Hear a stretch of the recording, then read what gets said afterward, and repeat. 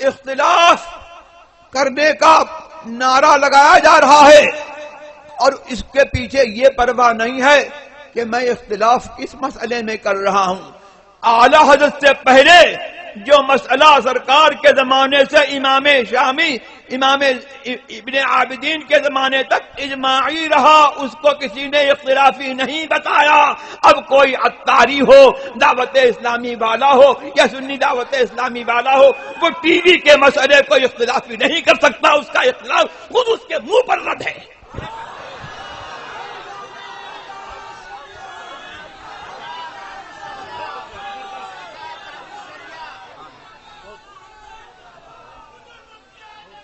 آج سے پہلے سنیما کو کسی سنی نے جائز نہیں سمجھا، اور کوئی عالم کیا جائز سمجھے گا؟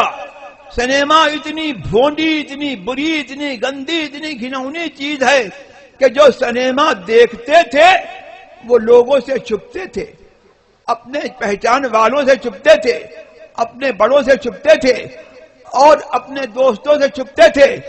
اور سنیما دیکھ کر کے نکل رہا ہے، سامنے سے ہم گزرے تو وہ یوں کترا رہا ہے، ادھر کترا رہا ہے، کبھی اس گلی میں چلا گیا، کبھی اس گلی میں چلا گیا. کاہے کے لیے؟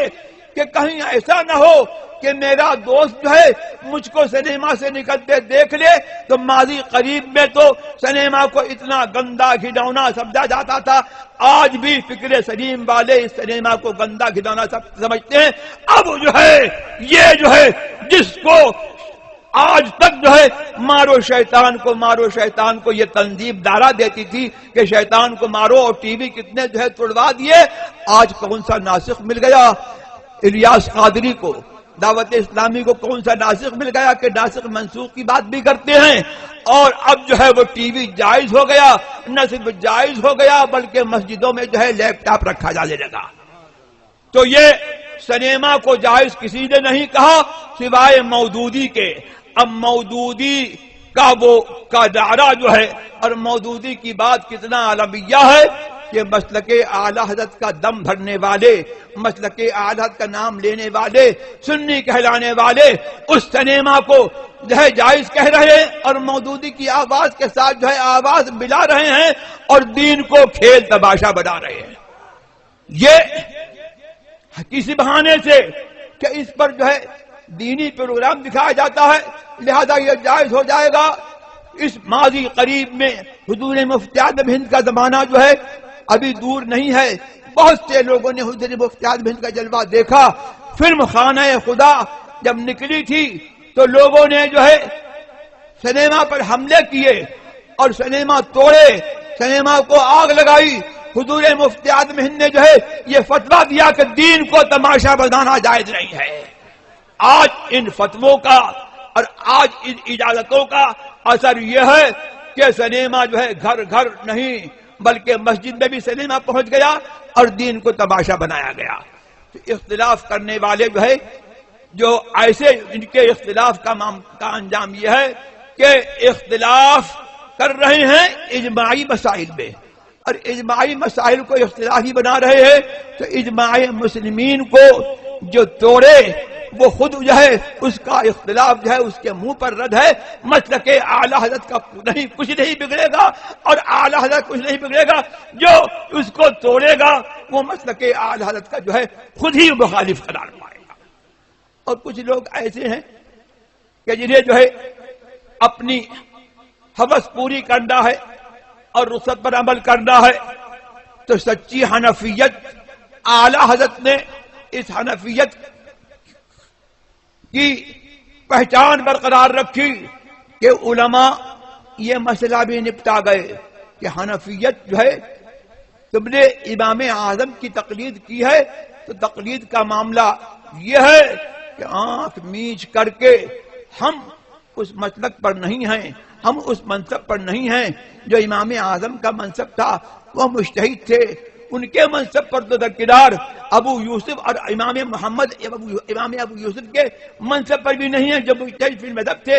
اور ان سے بھی گر کر کے، ان سے بھی جو ہے بہت نیچے اتر کر کے جو ہے ہم تو اس منصب پر بھی نہیں ہیں کہ کون سا قول صحیح ہے کون سا قول ضعیف ہے، کون سا راجح ہے، کون سا مرجو ہے، ہمیں یہ تمیز ہی نہیں ہے. تو ہم سے پہلے جو ہے 500 برس پہلے جو ہے امام علاء الدین حسکفی یہ فیصلہ کر چکے کہ اما نحن فعلینا اتباع ما صححوه وما رجحوه كما لو افتونا في حياتهم. ایسے لوگ بے تمیز لوگ کہ جن کو جو ہے صحیح و ضعیف کی تمیز نہیں، ان کے اوپر جو ہے وہ یہ ان کے اوپر وہ نرے مقلد ہیں، ان کے اوپر یہ لازم ہے کہ ان کے مشائخ کرام نے جو ہے جس قول کو صحیح و معتمد کہہ دیا اس پر جو ہے عمل کریں، اور اس کے خلاف فتویٰ دینا تو درکنار اس پر اپنے لیے عمل کرنا بھی جائز نہیں ہے. تو اختلاف کی بات جو کر رہے ہیں وہ کچھ ایسے لوگ ہیں جو اپنی ہوائے نفس کے لیے جو ہے اختلاف کر رہے ہیں. اور یہ اختلاف جو ہے میں نے آپ کو بتا دیا کہ یہ اختلاف اعلی حضرت سے نہیں ہے، بلکہ کہیں سنیت سے اختلاف ہے، کہیں اجماع امت سے اختلاف ہے، اور کہیں نری اتباع ہوس ہے. اور اس قول کو جو کہ ائمہ مذہب نے جس کو راجح جس کو مرجو قرار دے دیا، اور اس قول پر جو ہے انہوں نے فتویٰ کہہ دیا کہ اس پر عمل کرنا جو ہے حرام ہے اور خرق اجماع ہے، اس پر عمل کرنے کی رخصت دینے کے لیے اور اس کی رخصت نکالنے کے لیے یہ اغراض و مقاصد ہیں. تو اختلاف جو اعلی حضرت سے اختلاف کا نتیجہ جو ہے یہی ہوگا کہ یا تو اتحاد سنی اور غیر سنی کا اتحاد ہوگا، یا اجماع مسلمین کو جو ہے رد کرنا ہوگا، یا تقلید سے یا اگر جزوی طور ہی پر صحیح تقلید سے جو ہے ہاتھ دھونا ہوگا اور غیر مقلدوں کی جو ہے لت اور ان کی عادت کو اپنانا ہوگا. جو حنفیت پر سچی تقلید پر اور جو اجماع امت پر اور جو اہل سنت والجماعت کے مسلک پر قائم رہنا ہے، اس کا جو ہے یہ وتیرہ ہے اور اس پر یہ فرض ہے کہ مسلک اعلی حضرت کو پہچانے.